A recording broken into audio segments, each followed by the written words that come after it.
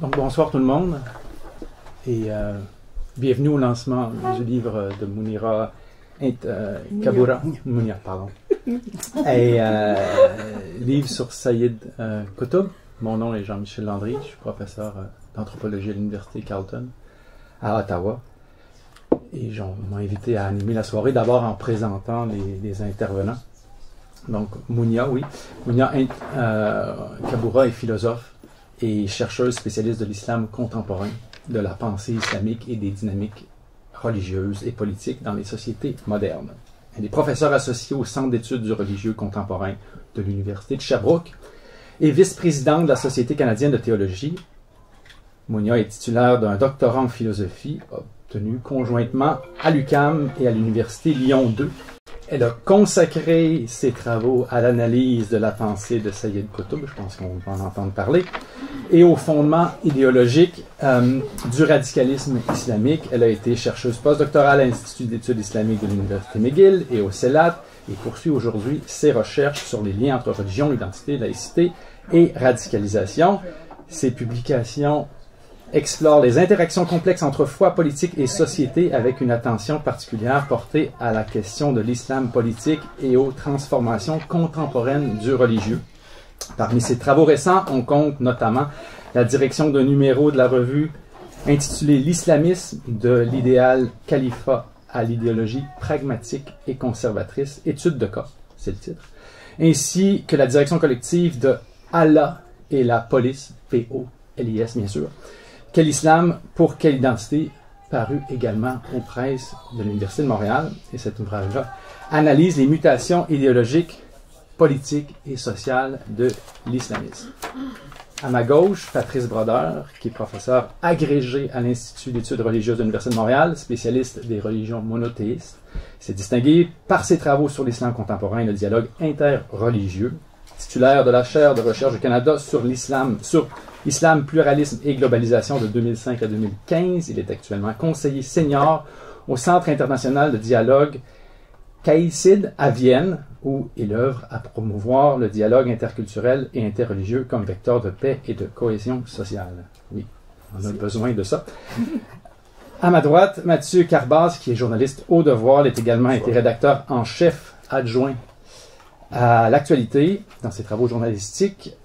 Il aborde les enjeux liés à la politique, à la société et à l'actualité internationale. Il s'intéresse aussi à l'islam politique et aux dynamiques religieuses contemporaines, comme en témoignent ses publications et les thèmes qu'il explore. Donc, sans plus tarder, je laisse la parole à nos intervenants et je reviendrai plus tard pour prendre vos questions du public. Bonsoir messieurs, dames, bonsoir messieurs, bonsoir Mounia. Peut-être pour commencer, avant de rentrer en profondeur dans le contenu de ce livre-là, une première question sur la genèse de cet ouvrage. Pourquoi avoir choisi d'écrire ce livre? Qu'est-ce qui va apporter de plus que les études qui ont déjà été faites sur Sayyid Qutb? Merci pour cette question. Merci pour ta participation. En fait, il y a Sayyid Qutb, c'est comme le Marx pour les marxistes ou les communistes. Après Marx, il y avait beaucoup d'écriture, beaucoup de littérature, beaucoup d'interprétations, le courant, anti-courant. C'est la même chose pour le Sayyid Qutb. C'est un auteur fondateur. Puis il y avait énormément d'écriture et interprétation de ces ouvrages, ceux qui sont contre, ceux qui sont avec, dans le sens que les islamistes, ils ont vu en Sayyid Qutb le martyr. Alors, toute la littérature Sayyid Qutb était faite comme un martyr. Et, je pourrais dire, les nationalistes de l'époque et les séculiers d'aujourd'hui, c'est comme, ils voient en Qutb un démon, la source du mal radical, celui qui a causé tout ce qu'on voit de l'Al-Qaïda jusqu'à l'État islamique. Puis c'est vraiment la source de tous ces courants. Moi, j'ai commencé à m'intéresser à Sayyid Qutb vraiment après le 11 septembre. Puis ce que j'ai constaté, c'est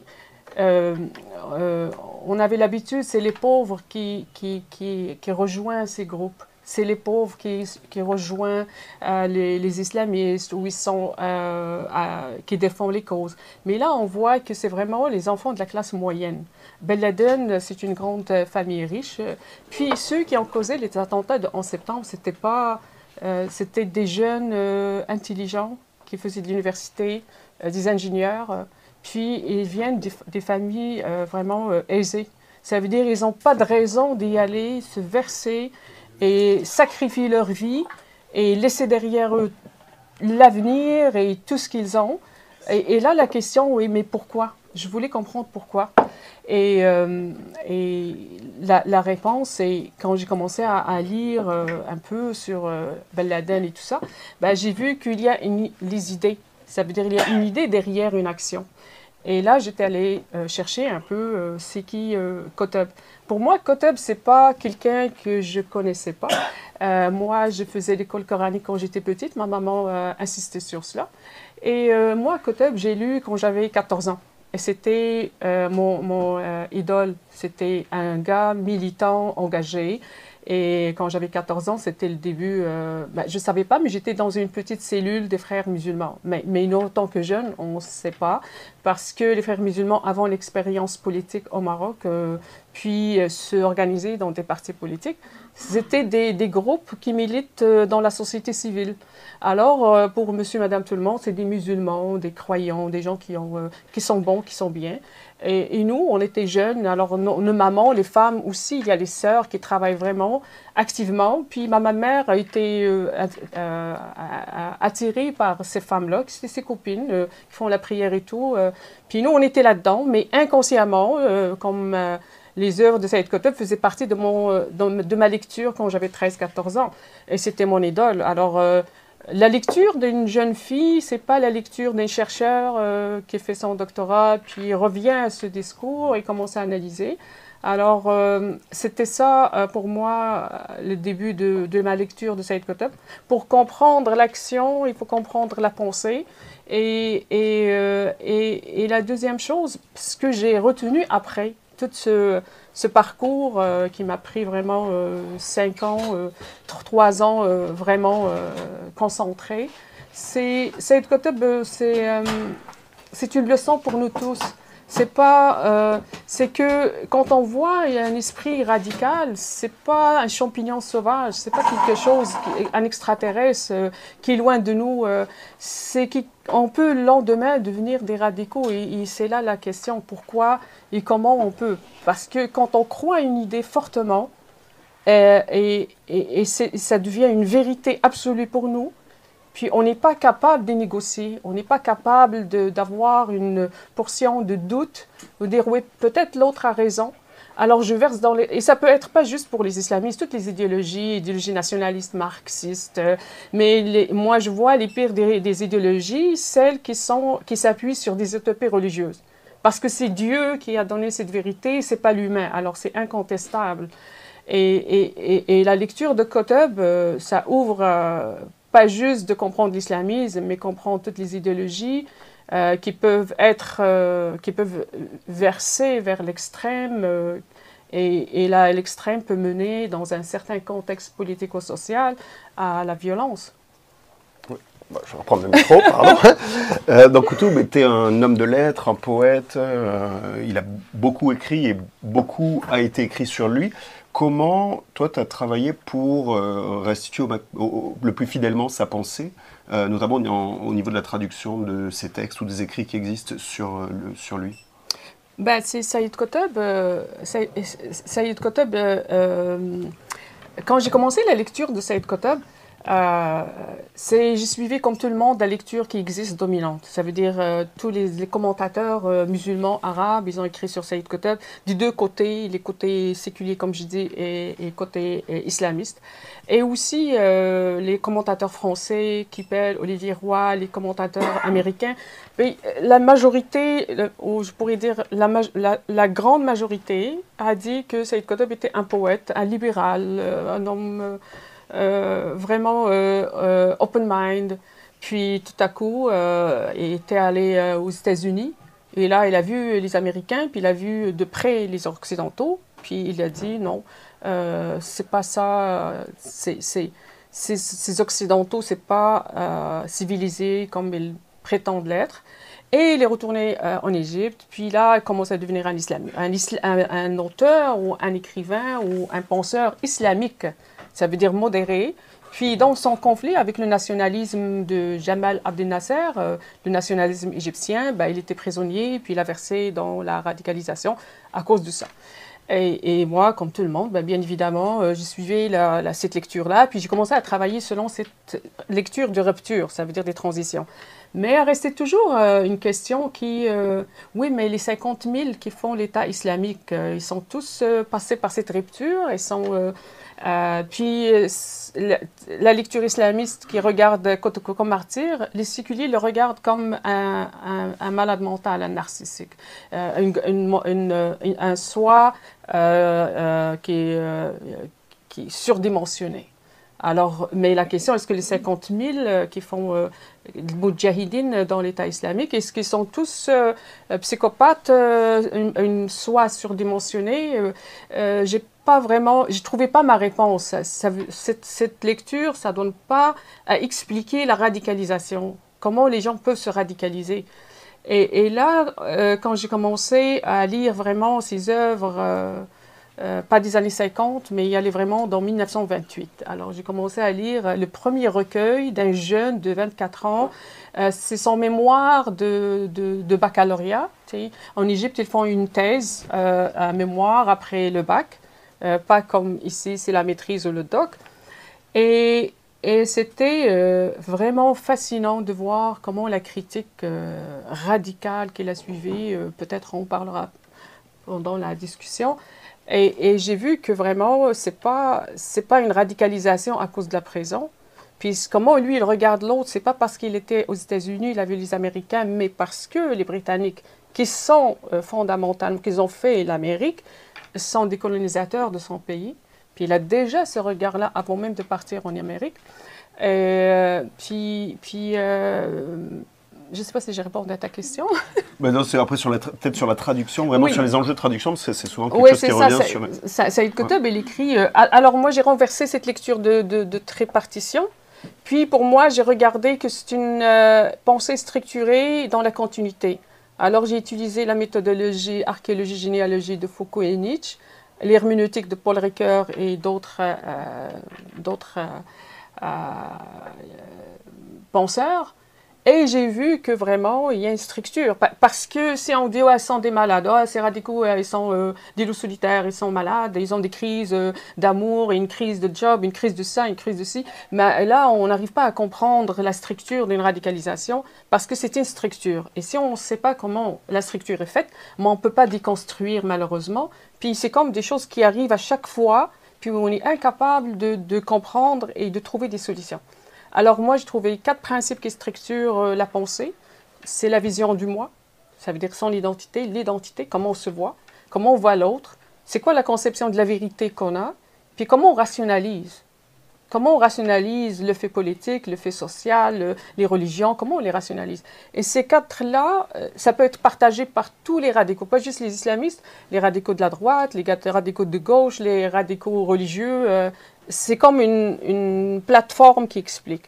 Alors pour revenir à la traduction, Qutb écrit d'une façon très très belle, très complexe, parce qu'elle est située au début du XXe siècle, ou la première moitié du XXe siècle, et la littérature arabe à l'époque est encore entre la tradition, le classique, et la modernité. Ça veut dire la modernité a touché aussi la littérature. Et lui, il était dans cette craque-là. Alors, il écrit d'une façon vraiment difficile, et avec ses écritures islamiques, il a commencé à écrire comme le Coran, un style coranique. Alors, c'était vraiment très, très difficile de traduire. Puis dans cet ouvrage, il y a beaucoup de traductions que c'est pour la première fois traduite en langue française, et surtout l'Amérique que j'ai vue, parce qu'après son retour en Égypte, il a écrit sur l'Amérique. Il a dit aux Égyptiens et les Arabes, parce que l'Égypte, on pourrait dire, le centre du monde arabe. Oui, c'est vraiment, c'est tout ce qui se passe en Égypte, ça dérive pour... la mer du monde. Oui, la mer du monde, alors du monde arabe. Alors, c'était ça. Puis, l'écriture et la traduction étaient difficiles. Mais l'Amérique que j'ai vue, pour revenir, je l'ai traduit presque au complet. Puis, il y avait vraiment un clivage. Est-ce que c'est un article? Est-ce que c'est un ouvrage? Il y a une autre problématique de code, c'est la chronologie. Et moi, j'étais vraiment choquée devant ça parce que ce Kotub, c'était dans les années 50. Mais là, il y a la chronologie des conflits au niveau sa date de naissance, la chronologie par rapport à ses ouvrages, quand il a publié, problème quand il était aux États-Unis, quand il est revenu. Alors moi, j'ai dit, imagine, un gars des années 50, on n'arrive pas à avoir une chronologie qui est claire et nette. Comment on fait pour les hadiths, pour le Coran, pour les autres qui sont dans les 8e, 9e et 10e siècles? Et vraiment, ça m'a pris beaucoup de temps de trouver une chronologie qui est exacte. Et ces ouvrages aussi, parce que le régime de Nasser, les nationalistes, ils ont pris tous ces ouvrages, ils l'ont mis dans un dépôt. Puis là, on ne sait pas les premières éditions, les premières. Puis sa famille de Kotb, il a donné une édition qui s'appelait les Shurouk. Et les Shurouk, il ne met pas la date de première édition. Il met juste édition 6, 7, 8. Puis là, on ne sait pas comment structurer sa pensée. Alors, ça a pris beaucoup de travail d'archéologie. C'est comme un archéologue qui cherche, c'est vraiment ça, pour trouver vraiment la chronologie exacte. Et en même temps, pour traduire ces heures, ça a pris quand même d'être se baigner dans le langage de son époque, pour être capable de comprendre et de traduire. Et combien d'années il a vécu? Et sa naissance était en 1906. Puis sa pendation, parce qu'elle était pendue par le régime en 1956. 50 ans. Ouais. Une question. Tout d'abord, permettez-moi de vous remercier, Mounia, oui. Et de vous féliciter surtout, Alf Mubarak. Merci. Vraiment, là, toutes mes félicitations pour ce joyau de recherche. Vraiment, il y a une approche généalogique ou archéologie généalogique derrière, justement, surtout la première partie du livre, qui est absolument essentielle pour justement mettre en perspective le contexte dans lequel il a grandi et dans lequel il a commencé à écrire des différents écrits. Et je crois que la beauté, finalement, de l'analyse, c'est que c'est situé aussi dans un contexte à la fois religieux, mais aussi culturel. Et ça, c'est absolument essentiel. On ne peut pas comprendre la pensée complexe d'une personne si on n'est pas d'abord capable de la situer à travers un contexte social dans lequel la personne a grandi. Donc, ce travail minutieux, dont vous avez fait référence là dans la dernière partie de votre réponse juste maintenant, me semble absolument essentiel. Et c'est vraiment un ajout très important à la littérature sur une des personnalités les plus importantes du monde musulman moderne quant à la source justement de la radicalisation d'une certaine approche de pensée islamique. Et ça, je crois que c'est essentiel de le comprendre en soi. Et puis ensuite, on pourra plus tard peut-être faire des recherches sur les différentes réceptions justement de Saïd Qutb auxquelles vous avez dû faire référence inévitablement pour essayer de le comprendre. Mais vous êtes allé au-delà des réceptions à la fois à l'intérieur du monde arabe, arabo-musulman de façon plus large, et aussi évidemment du monde occidental, principalement en langue francophone et anglophone. Alors merci pour ce travail vraiment très très très minutieux et très important. J'apprécie également la structure du livre. Elle est très claire. Il y a trois parties. Une première partie qui est plus sur la notion d'identité, à la fois donc ancrée dans cette notion généalogique. La deuxième sur l'altérité. Et ça, pour moi, c'est complémentaire à l'identité, justement. Et ça indique pourquoi est-ce qu'on peut traiter certaines personnes, d'abord et avant tout musulmanes de sa propre société, mais avec lesquelles on n'est pas en accord, à partir des dynamiques politiques de l'Égypte, entre autres, mais aussi du monde arabe et dans ses relations tendue avec l'Occident, entre autres, mais aussi avec le début de la création de l'État d'Israël et tout ce qui a suivi. Et puis finalement, évidemment, il y a la troisième partie intitulée Raison et vérité. Et là, on pense qu'il y a peut-être justement un élément de raison derrière la structure de la pensée de Saïd Qutb. Puis on découvre que finalement, il en parle, mais par opposition, par rejet, et surtout en opposition avec l'importance du concept de la raison en Occident, entre autres, et dans le milieu des sciences, évidemment, des sciences naturelles, entre autres, qui sont en plein développement, en plein essor dans les universités en Égypte à l'époque aussi. Donc, on recontextualise finalement une pensée, la structure de cette pensée et surtout ses continuités. Il me semble que ce qui ressort de ce livre, c'est davantage les continuités de la pensée versus ses ruptures. Et ça, pour moi, c'est très important parce que ça va à l'encontre de l'image souvent trop superficielle, comme vous l'avez dit dans la réponse à la première question, que l'on a de cette figure très importante, de ce que moi j'appelle le fondamentalisme islamique, qui est donc un fondamentalisme qui s'est développé dans toutes les grandes traditions religieuses, en passant. Hein. Donc, si on remonte à l'analyse comparative là, de Martin Marty, entre autres, là, sur ce qu'on appelle Fundamentalism Project, au début des années 90, où on a regardé 6 différentes grandes traditions religieuses, et comment est-ce qu'à partir des années 1920-1930, donc les débuts justement en lien avec également en Égypte, là.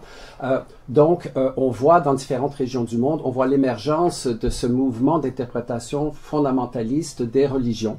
Et toutes les traditions religieuses y ont passé et continuent encore d'avoir leur développement. Donc c'est important de le dire et de le répéter, c'est pas juste par rapport à l'islam. Puis à l'intérieur, par contre, de ce fondamentalisme musulman, il y a en particulier cette figure de Saïd Qutb qui bâtit aussi sur l'héritage de Hassan al-Banna, donc le fondateur des frères musulmans, et on voit donc une certaine relation intéressante entre les deux, et il y a un approfondissement justement de ce côté de la part de Saïd Qutb de la pensée de Hassan al-Banna, qui, à mon avis, demeure un fondamentalisme relativement superficiel en comparaison de celui de Saïd Qutb. Et ça ressort clairement dans le livre.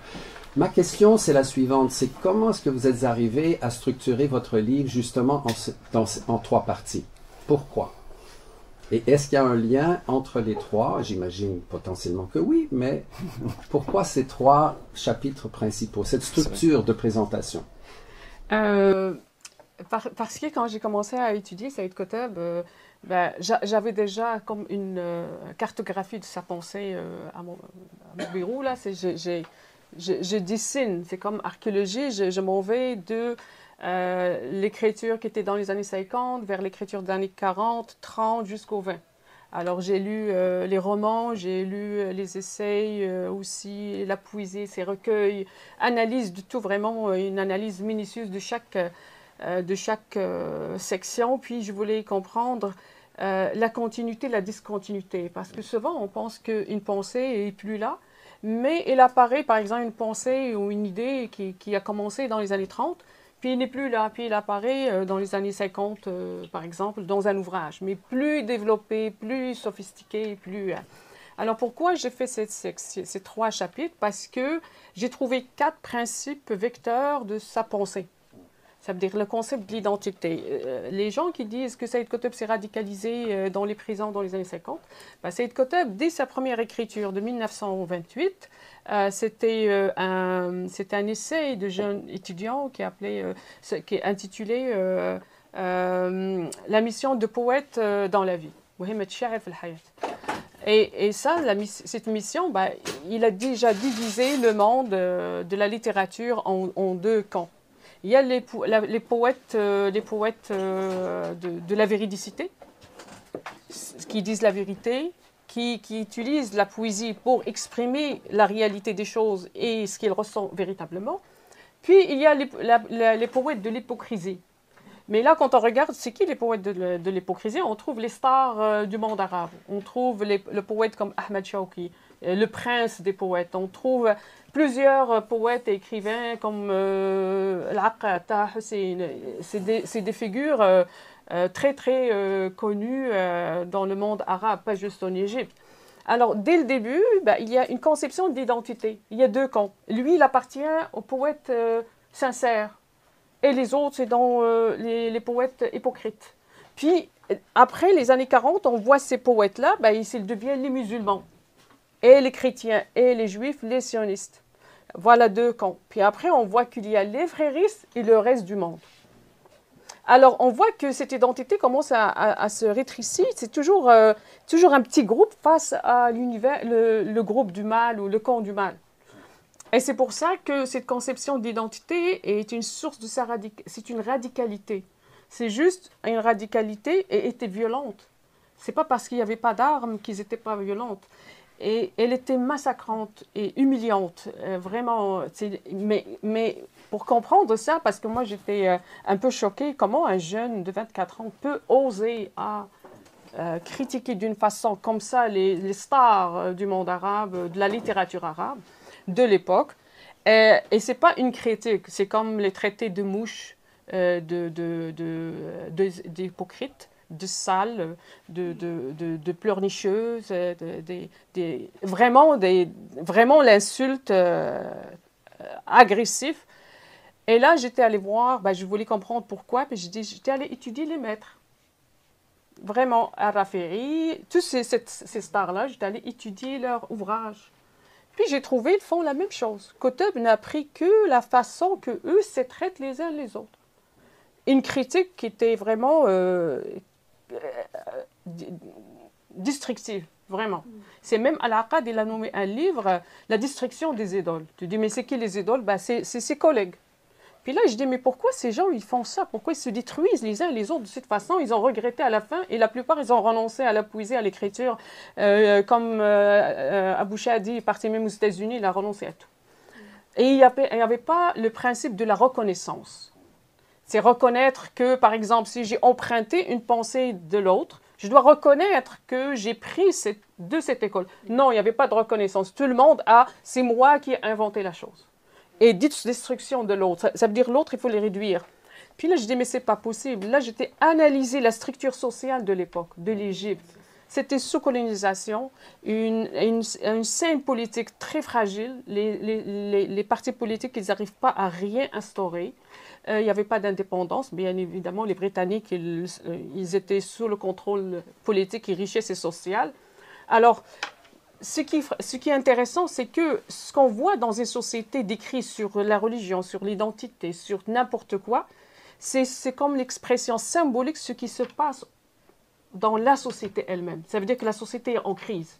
Et il faut y aller voir. Et c'est ça. Alors, j'ai été étudier la société égyptienne dans les années 30 et 40. Et toutes les crises politiques, et j'ai mentionné ça dans l'ouvrage. Et c'est quoi? Alors, c'était des êtres, la classe intellectuelle, dans une société qui est en crise. Qui veut un poète?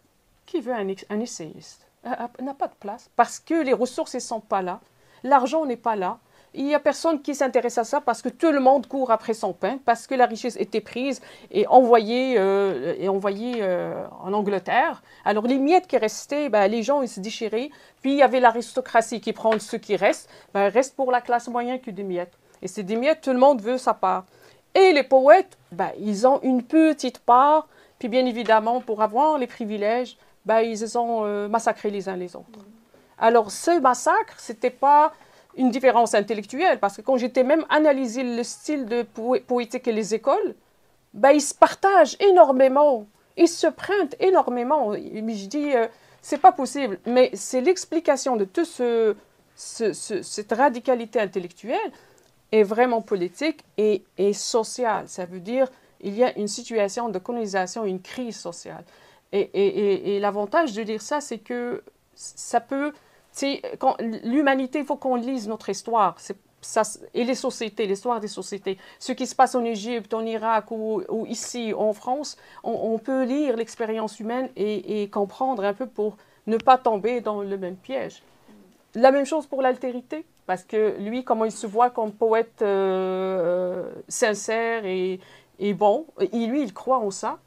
Et c'est la même chose, il a vu que les musulmans sont les gens... Parce que les poètes marginalisés, sincères, c'était marginalisé. Les musulmans par rapport à l'Occident sont marginalisés. à cette époque-là de colonisation. Alors, il a pris la part des musulmans. Et c'est pour lui, c'est les musulmans contre les Occidentaux. Puis, dans ces musulmans, ben, il a dit, il y a des musulmans qui adorent l'Occident, qui veulent la modernité, qui sont fascinés par le mode de vie, par les habits, par la culture. Il a dit, c'est qui vraiment représente les musulmans? Ben, c'est les islamistes. Alors là, il a réduit la chose à nous, on est bien, on est les fidèles, on est les martyrs, on est ceux qui cherchent la vérité, qui veulent instaurer une société de bien, et les autres sont tous des hypocrites, des corrompus. Même quand il a écrit l'Amérique que j'ai vue, il est revenu, il a dit l'Amérique que vous voyez que quelque chose, et il parle à ses compatriotes, ben, finalement, il vit comme un mode de vie bestial. C'est des gens qui consomment du sexe, de l'alcool, des cigarettes, et ils font que de la consommation. C'est vrai qu'ils sont doués de créer le matériel et le génie mécanique et industriel, mais les mœurs sont zéro. Ils n'ont pas de spiritualité, ils n'ont pas ils n'ont rien. Ils n'ont que le matériel, ils versent dans le matériel, et c'est les musulmans qui vont ramener à la civilisation humaine ces mœurs et cette éthique. Alors, le chapitre 2, c'était sur l'orientalisme, et je l'ai nommé l'orientalisme inversé parce que quand on lit Édouard Saïd, l'orientalisme, et la critique de l'orientalisme qui a créé une image imaginaire de l'Orient, ben Saïd Qutb, il a créé un orientalisme inversé. Ça veut dire comment les orientaux regardent les occidentaux. C'est pas juste l'occidental qui voit l'oriental et qui a créé une image de l'oriental comme il veut, mais l'oriental aussi a créé une image de l'occidental comme il veut. Il a vu en lui le bestial, le matérialiste qui n'a pas de cœur, la rationalité loin de cœur, loin de sentiments, loin de ça. Puis il y a la version, le principe de la vérité. C'est ma vérité contre la vérité des autres. Et ça, c'est partagé. Pas je suis les islamistes, c'est partagé. Mais la vérité de Saïd Qutb est une vérité qui vient de Dieu, de au-delà. C'est une vérité transcendantale. Alors, c'est difficile de dire à quelqu'un qui se croit que lui est porteur de la vérité divine qu'il est en erreur. Est-ce qu'on peut en déduire qu'il y a une certaine épistémologie constante derrière les trois sections?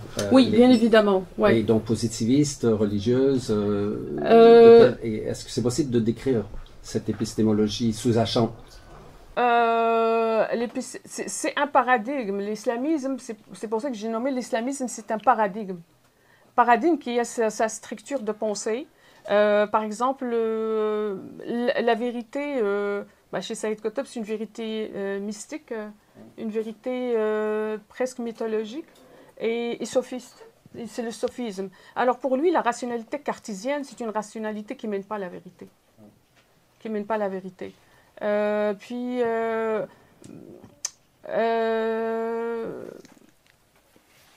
C'est une forme, c'est une pensée, c'est une forme de dogmatisme intellectuel. Est-ce qu'on peut entrer juste, peut-être parmi les rôles qu'on m'a donné, c'est celui de gardien du temps. Et il était prévu qu'on ait une demi-heure de discussion avec les panélistes. Le temps file, mine de rien. Parce que Mounia voulait aussi dialoguer avec le public. Donc, on avait prévu prendre des questions venant du public, parce que je crois que Mathieu Patrice pourrait dialoguer avec Mounia jusqu'à très très tard ce soir.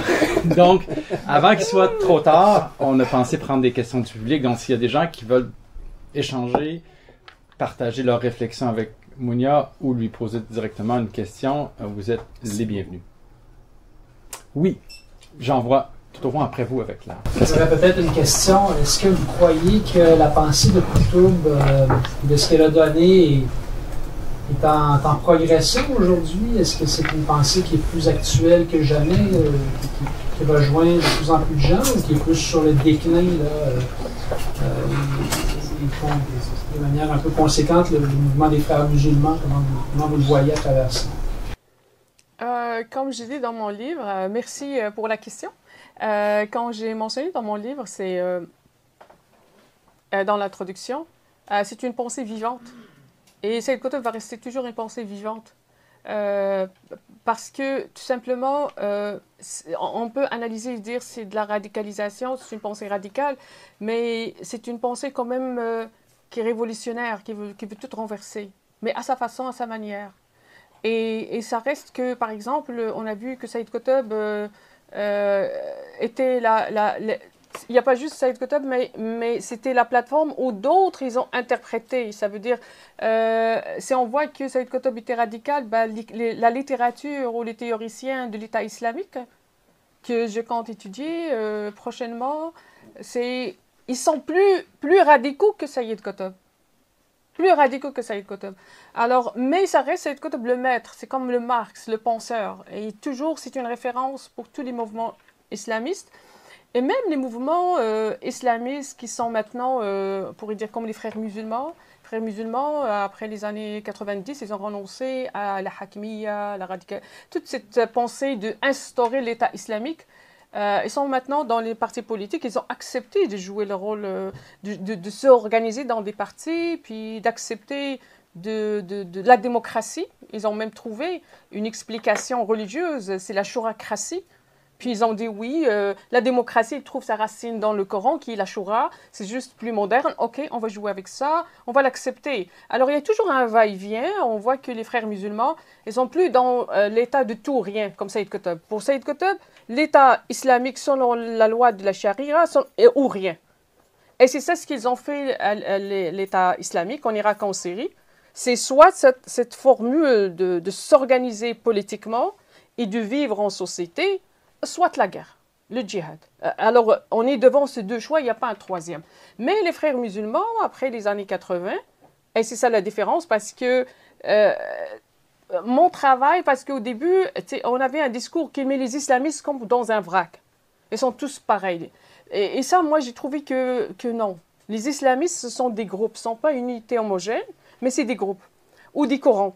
Puis là, on va voir les frères musulmans. Puis on va voir les frères musulmans qui s'est radicalisés ou sont devenus qutbistes, ça veut dire plus ils acceptent aucune négociation avec les États-nations.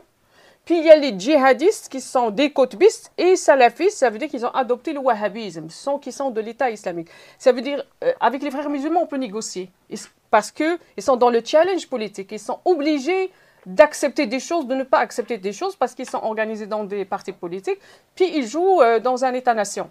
Les autres, ils rejettent l'État-nation déjà de base. Alors, il n'y a pas de négociation à faire. Puis, s'ils ont le pouvoir, ils vont tout renverser. Ou même s'ils ne l'ont pas, ils vont essayer de le renverser par des attentats ou par n'importe quoi. Mais parce que dans un contexte de marginalité, ils vont faire des choses qui vont, souhaitant exploser le système. Alors, Saïd Qutb est toujours vivant, il restera toujours vivant. À la différence avec Hassan el-Banna, Hassan el-Banna était un prédicateur, c'est un homme d'action. Alors, il a parcouru l'Égypte au complet pendant sa vie, sa courte vie, parce qu'il est mort jeune, il était assassiné. Et il a dit, on a les rasa'il, ça veut dire les messages ou les lettres. Mais Saïd Qutb était le cerveau, il a écrit beaucoup, beaucoup, vraiment. Puis ces livres, c'est fondamental dans un cursus islamiste. Il n'y a aucun islamiste qui ne peut pas lire Saïd Qutb. C'est fondamental. Après qu'ils soient d'accord, pas en désaccord, mais ils ne sont pas en désaccord avec lui. Même les frères musulmans qui étaient au pouvoir en Égypte et au Maroc, et tout ça, ils ne sont pas en désaccord. Ils disent c'est notre martyr. Ils ne critiquent pas Qutb. Mais on ne va pas suivre son chemin, mais c'est notre martyr. Il y avait deux autres questions. J'en ai enfin. Oui, d'abord vous, monsieur, ensuite à côté de vous et ici. On peut peut-être en prendre plus qu'une de la fois. Je prendrai les trois questions et ensuite une réponse. Je ne sais pas, c'est l'idéologue des frères musulmans, je ne sais pas quand est-ce qu'il a adhéré à l'organisation des frères musulmans. Il y a deux choses. Il y a la suppression du califat. Je ne sais pas si quoi sa position. Un peu la voix. Il est l'idéologue des frères musulmans, mais il a appartenu au mouvement des frères musulmans. Oui.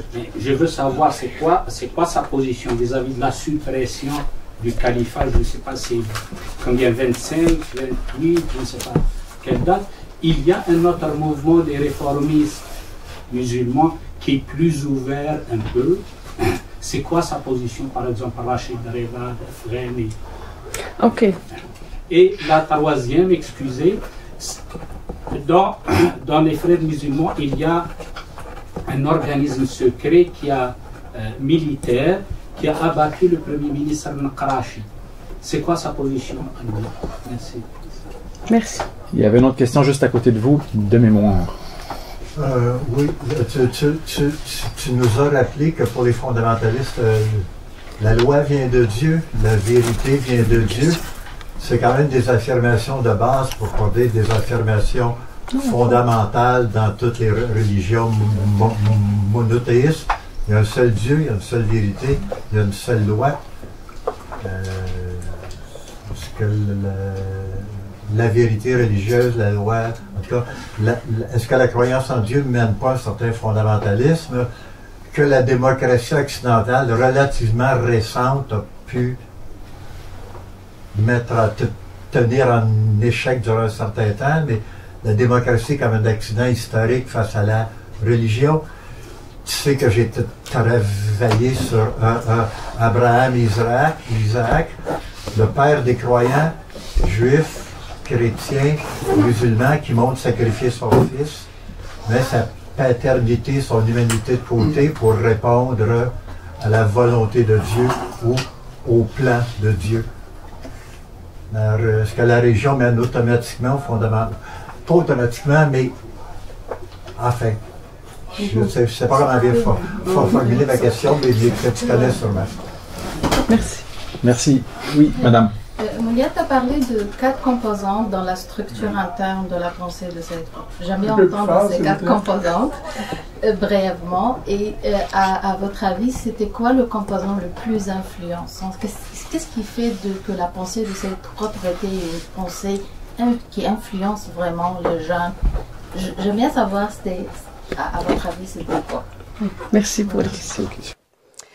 Pour répondre à la première question, Saïd Qutb est adhéré aux Frères musulmans après son retour des États-Unis. Ça veut dire les chroniqueurs dans les années 1952, 53, 51.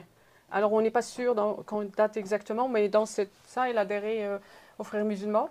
Puis elle était, c'est lui qui écrit dans la revue Ar-Risala. Alors, il écrit au nom des frères musulmans, mais tranquillement. Et lui, il a adhéré parce que, selon ce qu'il lui a raconté,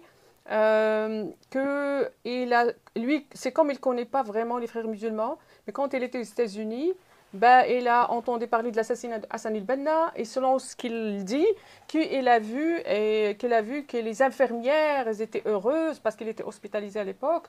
Puis c'est comme une joie que Hassan el-Banna ait été assassiné. Puis peut-être dans les médias et tout, mais lui, il a dit tout le monde, et les infirmières, c'est comme à quel point Hassan el-Banna était connu par monsieur et madame tout le monde des États-Unis de l'époque. Peut-être les médias, ils ont mentionné son nom ou quoi que ce soit, mais pour lui, puisque l'Occident se réjouit de l'assassinat de Hassan el-Banna, ça veut dire que c'est un homme qui est intéressant. Et c'est quelqu'un qui vraiment bouleverse l'Occident. Et quand il est rentré en Égypte, il a adhéré aux Frères musulmans. Puis, puisque lui, c'est un écrivain, un bon écrivain, c'est le porte-parole qui écrit au nom des islamistes, des frères musulmans. Par rapport à Rachid Rida, l'Afghani, il y a ici de chronologie. L'Afghani c'était les leaders, je pourrais dire, les penseurs de la Nahda au XIXe siècle. Alors, c'est un courant réformiste. Un courant réformiste parce que la grande question qui a vraiment interrogé ou frappé les intellectuels de l'époque, c'est parce qu'il y avait l'expédition de Napoléon Bonaparte. Les Égyptiens, ils étaient tranquilles, les Arabes, c'était dans leur tranquille. Puis là, les Français qui arrivent, avec l'expédition, était énorme. Alors, c'était le choc culturel. Puis, avant même l'arrivée des Britanniques, la première intervention britannique. Alors, les Arabes, ils ont dit, oui, mais on fait quoi? Et la grande question de l'époque, c'était modernité ou tradition. Alors, tous les intellectuels ont fait quoi? Est-ce qu'on revient à nos traditions, on prend, puis on renforce notre tradition pour faire face? Ou on se modernise et on court rapidement pour être équivalent de ces gens-là? Oui, il y a un troisième courant qui dit, on prend un peu de ci, un peu de ça, on avance. OK? Alors, c'était ça la question de l'Afghani. Rachid Rida était vraiment la deuxième génération de la Nahda. Ça veut dire après Mohamed Abdou, El-Kawakibi, Al-Afghani. Et lui, c'est par Rachid Rida, après on va avoir les frères musulmans Hassan el-Banna. C'est comme il a commencé à l'époque parce qu'il faut savoir que la chute de l'Empire ottoman, 1924, si je ne me trompe pas. Et cette chute-là, c'était le calife. C'est les musulmans, ils avaient l'intervention occidentale, puis la grande structure politique qui rallie tout ce monde-là, ben, il n'est plus là. Alors c'est comme deux bâtons sur la tête et c'est dur. Alors ils ont commencé, et les Occidentaux, ils étaient déjà dans les États-nations. Ils ne sont plus dans les monarchies, les empires, tout ça. Là, ils sont vraiment dans les États-nations. Ils sont en train de former leurs États-nations. Mais les Arabes, ils ne savaient pas quoi faire, alors ils ont commencé à dire non, on va faire un califat. Puis ça, l'Égypte voulait, le roi Fouad I voulait être le calife. Puis avec les rois de l'Arabie Saoudite, qui va devenir le calife des musulmans. Alors on voit que les Arabes, ils étaient encore dans la mentalité du califat, ça veut dire l'ancienne structure politique qui vient de tomber. Puis c'est comme, il y a une déconnexion un peu de ce qui se passe dans le monde au complet. Alors Seyyid Qutb, c'est vraiment récent, c'est après tout ça. Seyyid Qutb et les frères musulmans, c'est la réponse de l'échec de la Nahda, de la renaissance, d'attraper l'Occident, de faire face à l'Occident. Alors l'Occident est là. Elle est chez nous maintenant, dans les années 50, 40, 30, l'Occident est là. Les Britanniques sont là par la force des armes. Puis là, cette question, est-ce qu'on s'adapte, est-ce qu'on fait quoi? Il n'est plus là. Alors Seyyid Qutb, c'est la réponse, on va maintenir notre religion. C'est la seule façon pour militer et faire face aux Occidentaux. Puis les frères musulmans, dès le début, ben, ils ont assassiné Nokrashi, tout ça, dès le début. Ils avaient deux branches. La branche civile, qui fait la propagande et qui part, les conférences, communication, prédication. Puis il y a une autre branche qui était militaire. Ils ont assassiné la Nokrashi, le premier ministre de l'Égypte. Ils ont assassiné aussi parce que la communauté des frères musulmans, la confrérie, était déçue en 1900... je n'ai pas la date exacte, 1928. Puis, ils ont assassiné le juge qui a donné l'ordre de fermer la confrérie. Ça veut dire que les frères musulmans, ce n'est pas après Seyyid Qutb, mais au début, ils avaient cette façon d'imposer, de faire face par des armes. Ça, c'est les années 70. Ouais. Ça, c'est les années... Oui, les années 70. Concernant la modernité, la deuxième question, si j'ai bien compris, c'est que les chrétiens, ils ont adhéré malgré la religion, le monothéisme, tout ça, la démocratie, ils l'ont accepté, et les musulmans, non. Tout simplement parce que l'Occident est venu, la démocratie est venue avec l'intervention occidentale, avec le colonialisme. Alors, les Arabes, ils ont jeté le bébé avec l'autre bébé. Ça veut dire on ne veut pas l'Occident, on ne veut pas ni sa démocratie, ni sa laïcité, ni rien de rien. On veut juste qu'il sorte de chez nous, qu'il nous laisse tranquille. Alors, c'est pour ça qu'il y a toujours cette réticence au niveau de la laïcité. Nous, on n'est pas comme vous. Réticence au niveau de la démocratie. Et on voit comme l'intervention des Américains en Irak, ben, c'était au nom de la démocratie. Ils disent on veut détruire les dictatures, on veut vous ramener la démocratie. Est-ce qu'ils ont ramené la démocratie? L'Irak, c'est maintenant, c'est l'enfer. Les gens, ils pleurent Saddam Hussein, ils pleurent la dictature, imaginons ça. Les gens, ils pleurent Kadhafi parce que c'est le chaos complet. Et là, est-ce qu'on peut imposer la démocratie aux autres? Est-ce que quelqu'un peut venir chez nous ici au Québec et dit on va vous montrer comment vivre et comment vous gérer politiquement, socialement? Bien évidemment, on va refuser. Même si c'est bon, même s'il va nous dire, il va nous donner des bons outils, on va refuser parce que c'est de l'ingérence et de l'intervention qu'on ne veut pas. On veut se gérer par nous. Et même si on fait des gaffes, ce n'est pas grave. On va apprendre avec le temps, avec le processus qu'il faut pour être mature dans le processus historique. C'est pour ça que les musulmans, et surtout maintenant les islamistes, qui n'acceptent pas, et pas même les islamistes, parce que les frères musulmans, c'est vraiment les islamistes qui ne sont pas les frères musulmans, les islamistes djihadistes, anti-nation, anti-parti politique, anti-démocratie, anti-tout. Ils veulent le retour du califat, même pas le califat ottoman, mais le califat à l'époque du prophète Mohammed. Vraiment à l'ancien.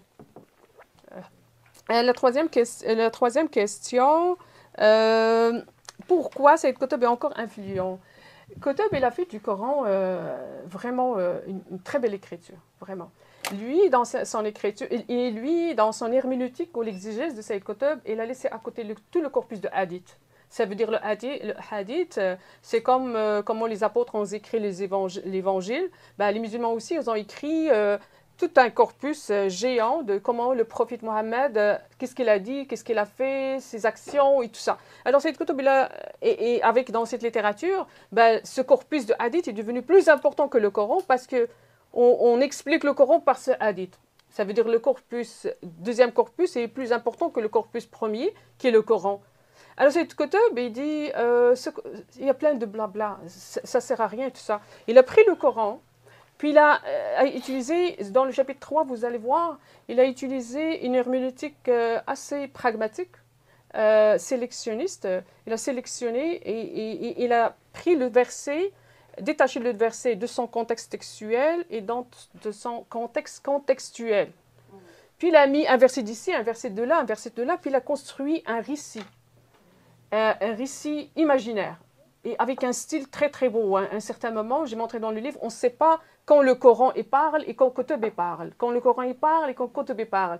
Il ne met pas des guillemets parce qu'à l'époque, alors il faut vraiment connaître que ça c'est le verset coranique et ça c'est Kutub et ça c'est le verset coranique.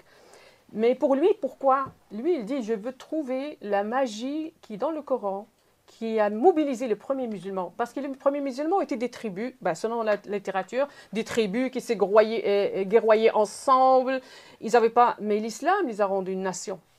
L'islam a rendu les Arabes qui sont perdus dans le désert, qui n'ont pas une entité politique, à une grande nation qui a une institution politique. Et même, ils sont devenus des concurrents du monde. Alors lui, il veut arriver à cette magie-là. C'est vrai que les musulmans, comme il dit, on est dans une situation de soumission à l'Occident, on est les faibles du monde, mais j'aimerais bien, lui, il dit, j'aimerais bien avoir cette magie, la mobiliser pour arriver à reconstituer, ou reconstruire le grand empire, la grande nation. Et c'est vraiment très, très, très, très beau. Très, très, vraiment.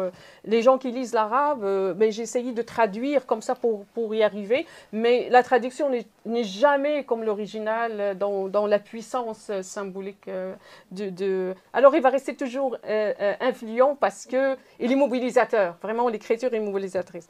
Les 4 composants, comme j'ai dit, l'identité, altérité, vérité, rationalité. Et moi, au début, j'étais juste dans les islamistes, mais après, j'ai compris que ces 4 principes, vraiment, ils guident toute la pensée fondamentaliste de toute idéologie, et même les utopies. Alors, la question d'identité par rapport à l'altérité, et la question de la vérité. Saïd Qutb, le 3e chapitre, vraiment, quand j'étais en train de lire déjà, des fois, je m'éclate de rire, parce que lui, il a écrit une autobiographie, où il raconte sa vie. Puis moi, j'ai dit au début, ben, les gens, ils disent, les commentateurs, il était un libéral. Alors, selon notre conception de libéralisme, le libéralisme est venu avec le rationalisme, est venu avec tout un kit de la modernité. Mais j'ai dit, comment il était un libéral? Puis tout à coup, il est devenu, ça ne fit pas. Alors, j'ai compris que ça veut dire un libéral pour le monde arabe. C'est une autre définition, ce n'est pas la définition occidentale. Mais quand j'ai lu, par exemple, son roman Ashwaq, son expérience amoureuse, ben, on voit sa conception, les tabous de la société arabe. Le tabou de sexualité, le tabou de politique et le tabou de la religion. Et on voit vraiment, j'avais vraiment de la peine quand j'ai lu Ashwaq, on voit une personne qui a vécu une peine amoureuse intense et qui l'a expliqué. Mais moi, j'ai dit, pourquoi il a eu cet échec? Et il est resté déjà, il n'était jamais marié. Et le gars était vraiment vierge, la vierge vraiment, était vraiment là-dedans. Puis, c'est parce que c'est la société, les codes culturels. Les codes culturels que j'ai analysés dans son roman. Puis, dans son autobiographie, ben, il a parlé... La rationalité de Saïd Qutb, c'est beaucoup de la magie. Lui, quand il était enfant, la seule chose, son rêve d'avoir, c'est le livre de Shamharouch. C'est quoi ce Shamharouch? C'est l'astrologie et la magie. Il veut posséder ce livre-là pour comprendre comment la magie fonctionne. Puis, il vécut dans un village où il n'y a pas de lumière. Alors, lui, les djinns et les afrites, ils sont partout. Et même, il négocie avec les habitants. Ça veut dire, si quelqu'un tombe malade, parce que le djinn, la djinn, qui a eu le même enfant, la même date, la même heure, ben, il a échangé l'enfant. Alors, les habitants, ils font tout un rituel pour négocier avec les djinns. Les djinns, c'est des êtres qu'on ne voit pas, mais je ne sais pas, mais c'est des êtres. Pour eux, ils existent. Et même, il y a toutes des histoires. Puis on voit que vraiment une pensée qui était construite, et même à l'école, parce que lui, il a fait l'école coranique. Et quand l'État a fait l'école normale, publique, ben c'est les fakirs de l'école coranique qui enseignent dans l'école publique. Puis on voit que les mathématiques ne sont pas là, les sciences ne sont pas là, il y a la poésie, la langue arabe, la religion et tout ça. Alors il a baigné dans ça, la rationalité pour Saïd Qutb. Et c'est ce que j'ai constaté aussi encore dans le monde arabe, il y a une grande partie à la spiritualité et aussi une grande partie d'une pensée mythologique ou mythique. Les gens ils croient qu'il y a des êtres, des africains. Oui, quand on rentre, on dit Bismillah. Quand on verse de l'eau chaude dans le lavabo, on dit Bismillah. Peut-être que le djinn est à l'intérieur, je vais le brûler, alors je dois faire attention. Alors, on voit qu'il y a cette pensée-là. Alors, c'est difficile pour lui d'être une rationalité cartésienne. Ce n'est pas une critique. Parce qu'on voit aussi, en Occident, il y a une critique de cette rationalité cartésienne et que la vérité peut venir aussi une partie du cœur. Et même avec les théories actuelles qui disent que le cœur a un cerveau, et il y a le cerveau, puis le cœur a sa mémoire et son cerveau, et l'intestin aussi, il a son cerveau et sa mémoire. Alors, on voit que voilà, c'est les 4 composants. C'est très riche. C'est à lire. Oui, moi aussi. Oui. Une question, oui. Merci. Justement, je voulais demander si vous considérez Qutb comme héritier de Afghani. Vous en avez mentionné un petit peu, Jamaluddin Afghani, parce qu'il venait de l'Iran à la base, mais il a changé son nom de famille, il a dit que moi je suis afghan, il y a différentes variétés. Et je voulais savoir, dans cette hérédition, de façon qu'il a hérité Afghani, est-ce que le côté misogyne dans les textes Afghani aussi, qui a influencé Qutb avant Abda, après avant de Hassan Banna et Qutb aussi, dans ce côté misogyne dans les textes, parce que vous avez mentionné qu'il était même dans les textes amoureux, il était en fait côté des femmes étaient absentes et qu'il n'était jamais en relation. Est-ce que vous avez jamais constaté qu'il y a ce côté aussi qui pourrait être l'origine de cette misogynie qui est à la base dans les Erwan? Est-ce qu'il y a d'autres questions qu'on pourrait prendre en bloc? Oui. Je voudrais savoir, à votre avis, comment vous valorisez Qutb par rapport à autres des gens de religion? Les gens de religion? Comment vous le valorisez de valeur, c'est-à-dire quelle est son valeur? Ok. Et une autre question, est-ce qu'il est psychotique? Est-ce qu'il avait quelque chose de psychose? Ok. Alors, je peux dire que Saïd Qutb n'est pas une continuité d'Afghani, c'est vraiment une autre chose. Mais il faut savoir que ces penseurs, ils étaient dans un cadre patriarcal. Ils pensent dans un système patriarcal. Alors, on sait bien la place de la femme dans un système patriarcal. Pour Saïd Qutb et tous les frères musulmans, ils ont changé, les frères musulmans, après les années 90. Mais la femme, sa place, c'est la maison. C'est la femme, c'est le noyau de la société. Et la femme, elle doit rester à la maison et prendre soin de ses enfants et construire la nouvelle génération ou former la nouvelle génération. Puis, il doit prendre soin de son mari vraiment pour qu'il ne fasse pas de l'adultère ou quoi que ce soit. Alors, la femme est responsable de tout. Elle est responsable du désir de son mari. Il doit qu'elle le garde vraiment, et de ses enfants et de la petite société. Et pour Saïd Qutb, si chacun fait son travail, on va voir la société idéale. On va être bien. Alors, puis pour lui, dans Ashwaq, c'était pas... Pour lui,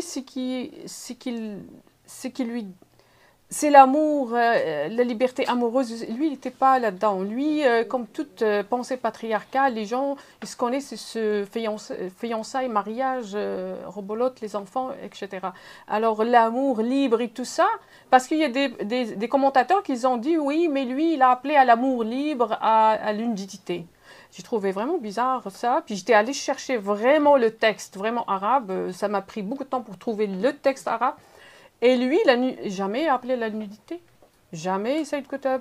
Pour lui, il défend comme le tourisme pour un pragmatisme économique, mais pas vraiment éthique ou moral. Alors, je ne sais pas si j'ai bien répondu à ta question. Comment je peux valoriser Saïd Qutb? Je ne sais pas, je ne peux pas le valoriser, mais je pourrais dire que c'est un penseur central dans la pensée islamiste au complet. C'est vraiment pièce centrale. Et bien évidemment, oui, la question que vous avez posée, c'est que les islamistes le regardent le martyr. Vraiment, c'est le penseur et celui qui a vraiment sacrifié sa vie pour la cause. Et pour les islamistes, le régime a essayé de négocier avec Saïd Qutb pour qu'il sorte, lui a envoyé sa sœur plusieurs fois quand il est prisonnier pour qu'il quitte la cause. Mais lui, il a refusé. Ça veut dire qu'il s'est pendu en sachant que oui, puis il a insisté, puis il n'a pas négocié avec le régime, puis il a sacrifié sa vie. Alors, pour tous les islamistes, c'est vraiment... Et même ceux qui ne sont pas islamistes, mais sont qui quand même proches de l'islamisme, ils adorent Saïd Qutb. Puis il était quand même carré au niveau éthique, ça veut dire il était fidèle à ses principes. Est-ce qu'il était... il y a Younes Cherif, un commentateur, un historien égyptien qui a travaillé sur Saïd Qutb, et lui, il met en avant que lui, il était un genre de psychologie troublée, qu'il a un trouble. Mais c'est quoi les arguments qu'il a mis en avant? Que Saïd Qutb était le fils unique de sa mère, il l'a gâté énormément, puis il a un soi surdimensionné, puis il se pense que lui, le maître de l'univers, puis c'est comme un narcissisme qui n'était pas guéri. Moi, je ne suis pas d'accord avec ça, parce que tout simplement, dans un système arabe patriarcal, le garçon a une place différente que la fille. Et on le sait, dans une famille, le gars, il fait rien. Et c'est la sœur, fais à ton frère, lave le vaisselle, fais-lui ceci, prépare-lui cela. C'est toujours la fille au service de son frère et le frère est un prince. Imaginons, c'est les seuls après la mort d'un garçon. Et pourquoi? Dans le livre, j'expliquais ça très bien, dans le sens que l'héritage passe par un garçon. Alors pour une femme, avoir un garçon est fondamental, parce que si son mari meurt, c'est les oncles, c'est les frères du mari qui vont prendre l'héritage. Le garant que l'héritage reste dans la famille, c'est le garçon, parce que c'est lui qui arrête tout ce processus et protège sa mère et ses sœurs. Alors à l'époque, et jusqu'à maintenant, c'est pour ça qu'il y a beaucoup de courants féministes qui sont contre l'héritage et changement de beaucoup de choses qui se passent actuellement, parce que quand un père est mort, même s'il n'a pas de frère, et les cousins lointains que la famille n'a jamais vus, il vient et il prend la moitié de l'héritage. Alors, s'ils ont une maison, si le papa a laissé une maison, la maison doit être vendue parce que ce cousin lointain qu'ils n'ont jamais vu, il va prendre les 2 tiers, on va laisser le tiers aux filles. Alors, c'est pour ça que l'importance d'un garçon est fondamentale. Et bien évidemment, il était gâté, comme tous les gars, comme tous les hommes dans le monde arabe, gâtés, protégés, tout le monde de service d'eux, surtout s'ils sont uniques. Je ne vois pas une thèse qui explique tout cette pensée. Non, je ne suis pas d'accord avec lui, puis je lui dis cela. Non, je n'adhère pas à la thèse psychologique. Je préfère de comprendre la structure d'une pensée qui influente, parce que quelqu'un qui est dérangé, il ne peut pas influencer le monde depuis les années 50 jusqu'à aujourd'hui. Oui. Une question ici. Oui, monsieur. Oui. J'aimerais vous parler un peu du monde sunnite. Est-ce que, en 84, l'ayatollah Khomeini a fait un timbre à l'effigie de Saïd? Vous pouvez élaborer là-dessus? Parce que c'est des révolutionnaires. Le Khomeini se voit un révolutionnaire et Saïd Qutb est un révolutionnaire. Alors, au début, la révolution iranienne, il n'y avait pas vraiment le chiisme, le sunnisme qu'on voit aujourd'hui. Okay. Alors, les frères musulmans ont vu dans la révolution iranienne une avancée ou une réussite de la pensée islamiste, que les islamistes sont au pouvoir. C'est des islamistes chiites, mais ils sont au pouvoir. Alors, aussi, ils ont rendu hommage à Saïd Qutb parce qu'il était pendu, parce que C'est pas un gars qui mord d'une façon pacifique, mais c'était vraiment pendu par le régime. Et ça, c'était quand même choquant. Et partout dans le monde arabe, au Koweït et partout, ils ont mis des timbres de Saïd Qutb, plein de choses. Ouais. Moi j'ai juste une petite question par rapport à la position de Saïd Qutb à cette époque-là. Comment tu vois les rapports du pouvoir à cette époque et comment elle a peut-être laissé plus le temps et l'espace à Saïd Qutb pour être vraiment un leader et que la pensée devient de plus en plus, elle trouve de l'espace, bien sûr plus à sa structure interne et comment vous avez expliqué ça. Est-ce que les rapports du pouvoir à l'époque, ils ont joué un rôle aussi à cette émergence, à votre avis? Saïd Qutb est devenu le symbole de la résistance islamiste après sa pendaison, ça veut dire après sa mort. Mais pendant qu'il était vivant, il était prisonnier parce que les islamistes, ce qui est arrivé, puis j'ai un texte que j'ai publié sur le nationalisme versus l'islamisme. Puis les Arabes, ils adorent Jamal Abdel Nasser et le nationalisme. Puis moi, ça m'intéressait. C'est quoi le clash entre ces deux-là? Je voulais savoir. Oui, c'est quoi le clash? Pourquoi ils sont différents? Puis j'ai analysé ça, puis j'ai écrit un texte là-dessus. C'est que on voit que Nasser a vraiment fait ce que Saïd Qutb a écrit dans La justice sociale en islam. En 1948, il a publié ce livre-là. C'est vraiment la même chose.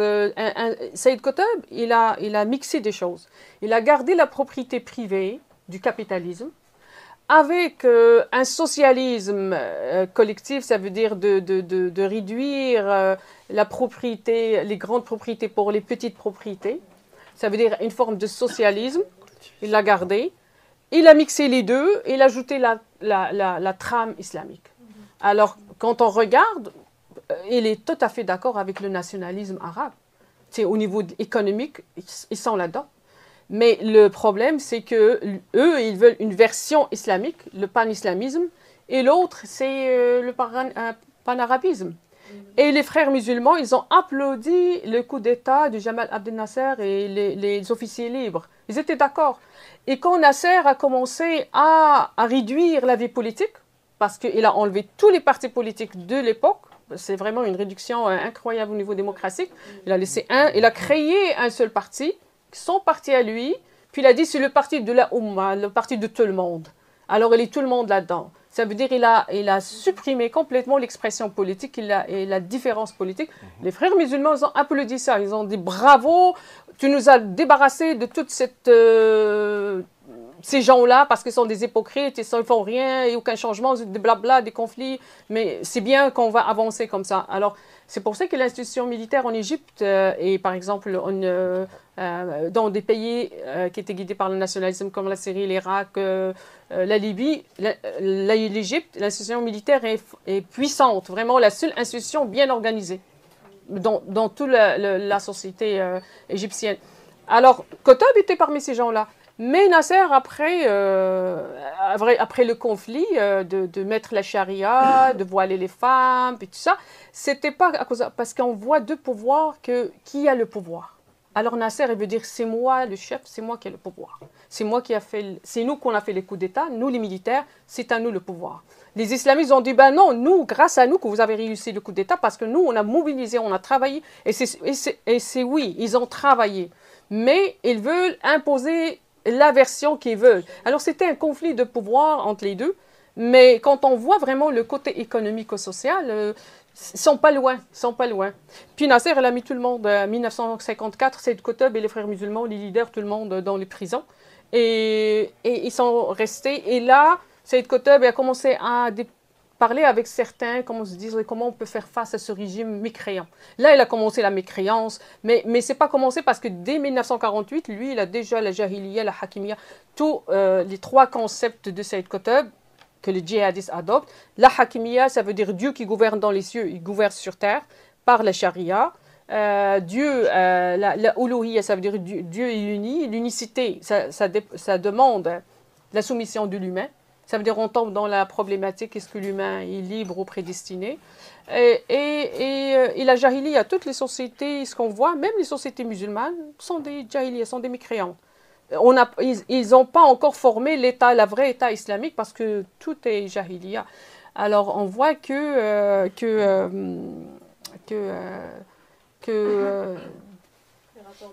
des rapports de pouvoir, c'était après sa mort. Lui, il était un leader parmi d'autres, prisonnier, qui sait d'écrire, mais c'est après sa mort que son écriture est devenue importante, et surtout les années 70. On va trouver les Corans, Jama' al-Islamiyya, les gens qui ont assassiné le Sadat, et où il y a Ayman al-Zawahiri qui a fait la Qaïda, qui était avec les Moudjahidines arabes. Ils ont formé vraiment les Moudjahidines arabes avec les Moudjahidines afghans, puis la Qaïda, puis l'État islamique, puis... Oui, peut-être la dernière question. D'accord. Ben, en fait, à l'âge de 24 ans, dans ses écrits, dans ses poésies, il avait déjà une identité très forte où il estimait que lui, il était un poète de vérité, les autres étaient des poètes d'hypocrisie. Mais est-ce que Mounia t'a décelé, par contre, des incertitudes dans son identité? Est-ce que l'identité très très forte n'était pas un paravent qui cachait finalement des incertitudes profondes ou pas du tout? Tu sais, quand on travaille sur un auteur qui ne vit pas avec nous, c'est comme il y a un espace temporel assez important. Et même si j'appartiens à son identité, ça veut dire que je suis une arabe et musulmane, ça veut dire que je comprends son système de pensée.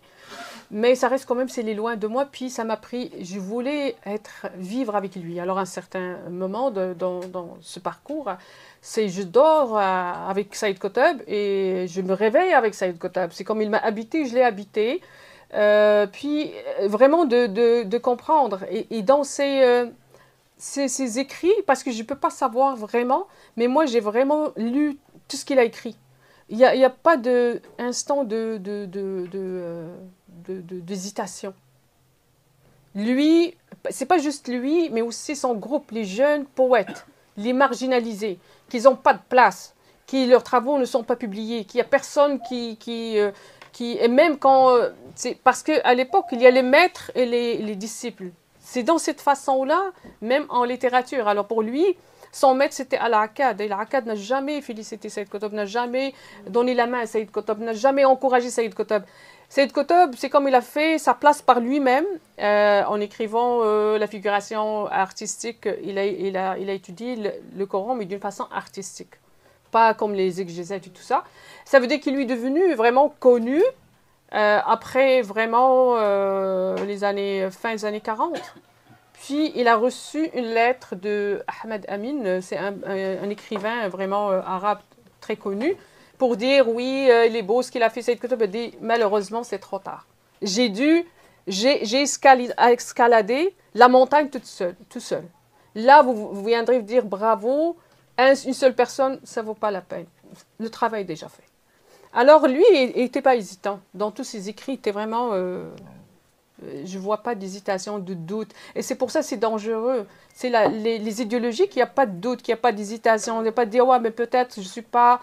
Peut-être qu'il y a quelque chose qui ne marche pas. Ou peut-être l'autre, ce qu'il dit, peut-être intéressant, je vais voir. Non, les fondamentalistes, la pensée radicale, l'autre, il détruit l'autre. L'autre n'existe pas. Tout ce qu'il dit, c'est rien.